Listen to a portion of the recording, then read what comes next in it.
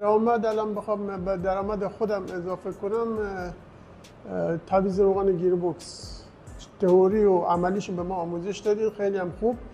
حالا اونجا قطعا بعد از بکارگیریش به درآمد ما خیلی کمک میکنه. فهمیدم که کار ما یه هویت داره که از همون هویته و حق انتخابایی که داریم تو این کار میتونیم به کجاها برسیم. تسلط بودن بیشتر به کارم، برخورد با مشتری و من یه سرویس اتو سرویس باشم، سعی میکنم یه تعویض روغن نباشه. ولی الان جایگاه خودم میبینم چیزی که داخل ماشین سرویس میشه، تعویض میشه رو انجام میدم بدون هیچ ترس ابهام.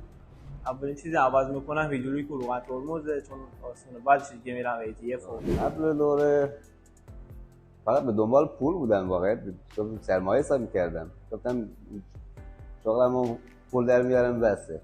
ولی دیدم این تو همین تعویض روغنی هم میشه پولای زیادتر هم در آورد. سعی میکنم اینا رو ارتقا بدم، کارم و مغازم و مثلا برم تو کاملتر شدن.